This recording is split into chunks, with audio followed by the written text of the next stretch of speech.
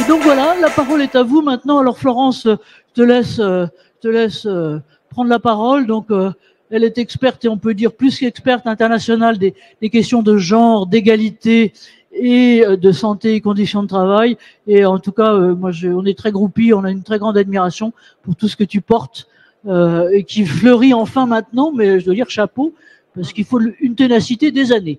Florence, c'est à toi. Bonjour à toutes et à tous. En tout cas, merci beaucoup Anne-Marie. Tu as excellemment résumé les enjeux. Notre compagnonnage fait que tu maîtrises maintenant la problématique aussi bien que moi. Effectivement, ça fait depuis une quinzaine d'années que l'ANACT défriche ce sujet de la santé au travail. Aujourd'hui, c'est un sujet qui intéresse au plus haut point le ministère du Travail. C'est en train de devenir ce qu'on appelle un objet de politique publique. Et d'ailleurs, moi-même, je suis pilote de l'action santé des femmes, des deux actions santé des femmes du plan santé au travail numéro 4, qui réunit l'ensemble des acteurs sur le sujet, à savoir la Caisse nationale d'assurance maladie, l'INRS, l'ANSES, Présence, la MSA, etc., etc. Voilà. Alors, ce que je voudrais dire, c'est que effectivement, je vais essayer de brosser un panorama en 15 minutes sur 3 sujets qui composent ce sujet de la santé des femmes au travail. Ce que j'appelle les sujets de santé-travail, c'est-à-dire les sujets de risques professionnels, d'invisibilisation des risques professionnels ou d'inadaptation des systèmes de travail aux différences biologiques, morphologiques entre les femmes et les hommes. Ça, c'est un premier sujet. Pour nous, c'est le plus important. Et puis, le plus important, pourquoi? Parce que c'est, d'après nos analyses et nos terrains d'intervention, la cause première de différences d'absentéisme entre les femmes et les hommes. Effectivement, les femmes sont plus absentes que les hommes, 30 à 40% de plus. Il y a 4 à 5 jours d'écart, tout confondu. Hors maternité, paternité, bien sûr, mais tout confondu, courte durée, longue durée, ALD, etc. Accident, arrêt pour accident.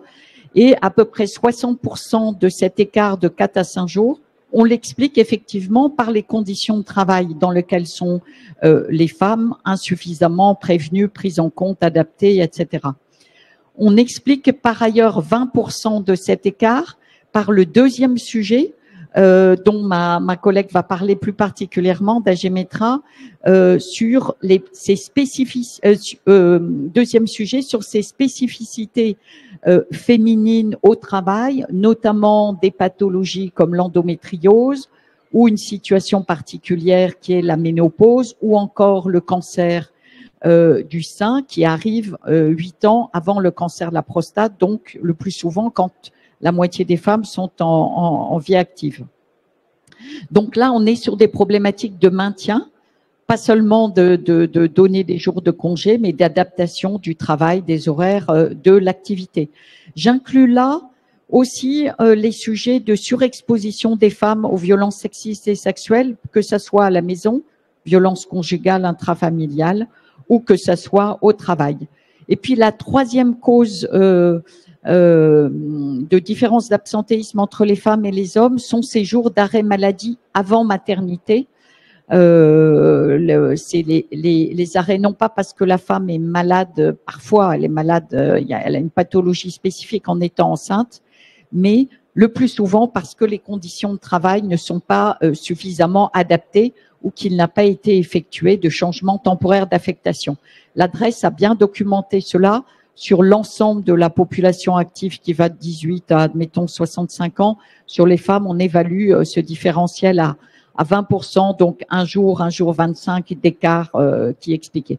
Alors, ce premier sujet de santé au travail des femmes, effectivement, il y a une quinzaine d'années, on a cherché à le documenter avec des données, très rares à l'époque, mais on est allé travailler avec la Caisse nationale d'assurance maladie et depuis 2012, et la dernière édition date de 2022, on a pu observer que même s'il y a diminution des accidents de travail sur 20 ans, en fait, il y a réaugmentation depuis 2013, mais globalement, sur 20 ans, il y a baisse de 11%, mais on observe une augmentation en valeur absolue de 42% du nombre d'accidents de travail pour les femmes, alors que moins 27% pour les hommes. Si on regarde le secteur de la santé, services, propreté, intérim, on est là à moins 13% d'accidents pour les hommes et plus 110% pour les femmes.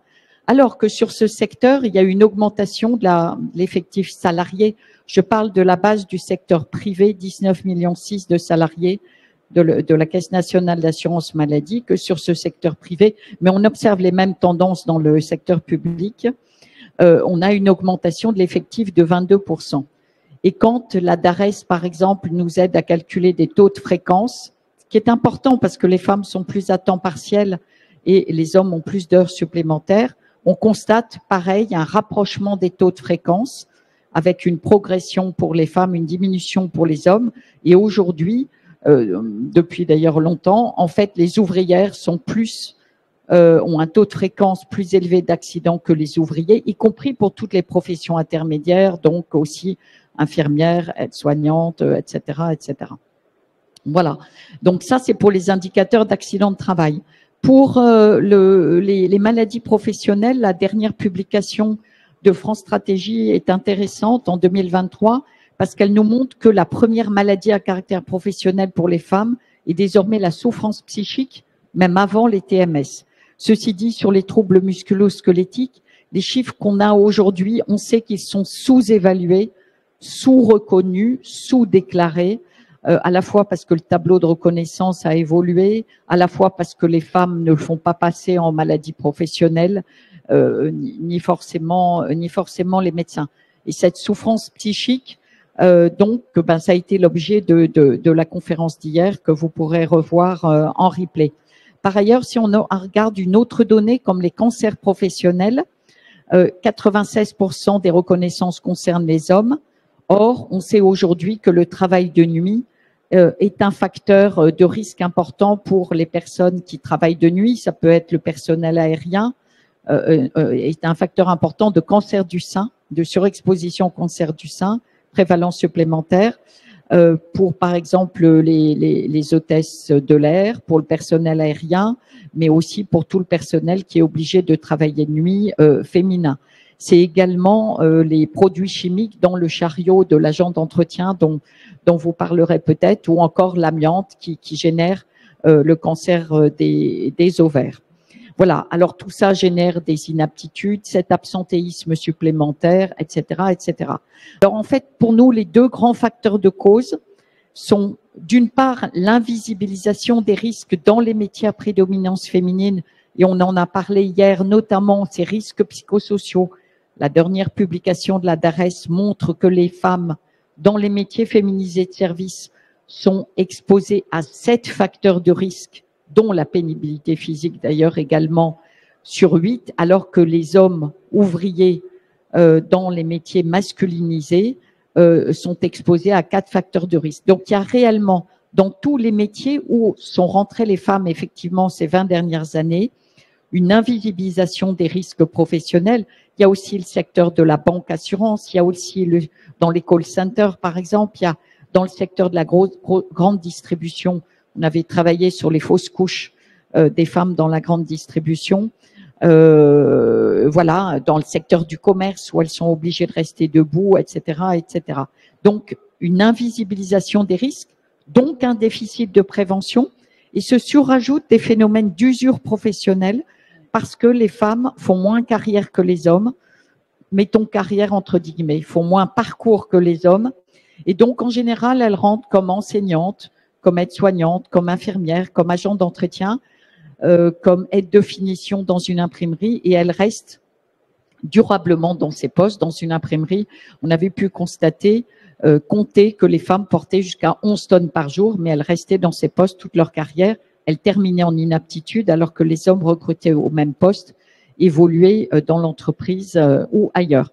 Et puis un deuxième facteur de cause, c'est dans les métiers à secteur prédominance masculine, le BTP, le transport, la logistique, on a vraiment pu documenter, et notamment en travaillant à la Poste Courrier pour comprendre pourquoi les factrices sont plus absentes que les facteurs, que les systèmes de travail étaient encore inadaptés aux différences morphologiques de taille, par exemple 1,63 m pour les femmes, 1,75 m pour les hommes, c'est d'énormes populations françaises qu'on retrouve dans tous les secteurs, ben, que le matériel, les étagères de tri, les vélos, etc., à l'époque, c'était le démarrage du vélo électrique, n'étaient pas suffisamment adaptés. Ne parlons pas des cadences, des ports de charge qui étaient conçus pour des hommes jeunes en bonne santé.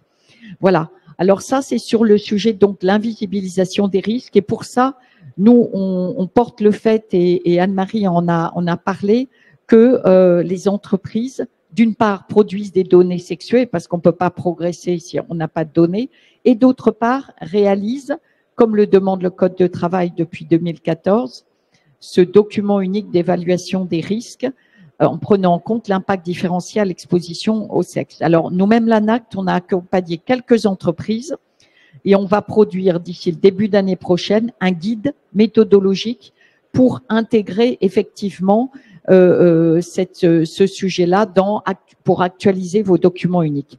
Un petit mot encore pour dire rapidement sur le second sujet de santé publique au travail, donc qui concerne ces sujets d'endométriose, ménopause, postpartum, fausse couche, IVG, PMA, beaucoup de personnes aussi accompagnées en PMA, donc ça concerne aussi des hommes. Ce qu'on constate, c'est que les entreprises ont tendance à rajouter des jours de congé. Les grandes peuvent le faire, payer les jours de carence. Les collectivités peuvent le faire en mobilisant les ASA. Mais le plus souvent, il s'agit d'adaptation du poste de travail, adaptation de l'activité. Oui, on peut ne pas être aussi performant, donc il faut peut-être aussi revoir les objectifs de travail, bien sûr en concertation avec les équipes. Et pour ça, on a fait un petit guide sur travailler avec une endométriose à destination surtout des managers, mais qui est valable pour toute maladie chronique évolutive. On a fait aussi un guide concilié travail et grossesse. Et puis, le troisième, dernier sujet, 1 minute, c'est le sujet de la prévention des violences sexistes et sexuelles. Nous, à l'ANACT, on pense que c'est pas uniquement un sujet d'individus, il y a un sujet juridique, des femmes qui provoquent les hommes ou des hommes qui pensent qu'à ça, et finalement, c'est des cas individuels. Nous, on a constaté dans nos terrains, et les données le montrent, que certains secteurs sont surexposés aux violences sexistes et sexuelles de par certaines conditions de travail. Le fait d'avoir beaucoup de personnel en situation précaire, de stage, d'alternance, etc. Le fait d'être à prédominance masculine ou féminine dans la mode, la petite enfance. Le fait de travailler la nuit, le soir, avec des tenues professionnelles sexuées, de travailler sous pression, etc. Et puis nous, on recommande sur ce sujet à la fois la prévention primaire, intégrer ce risque dans le document unique, travailler, mettre en place des mesures organisationnelles pour limiter ce risque, prévention secondaire. C'est ce que font beaucoup les entreprises ou commencent à le faire, sensibilisation, et puis prévention tertiaire, une procédure pour recueillir les plaintes et les traiter. Voilà, je dirais peut-être plus après. Merci Florence et merci de ce portrait, pas encore assez complet, mais ce qui est déjà bien avancé là-dessus. Et effectivement, la première phase, alors je dirais que la première phase pour nous tous et nous toutes, c'est effectivement de documenter, c'est-à-dire d'avoir des données vraies et avoir aussi des investigations profondes, documentées et évoluées. Alors maintenant, la question ça va être qu'est-ce qu'on peut faire et qu'est-ce qu'on peut faire avec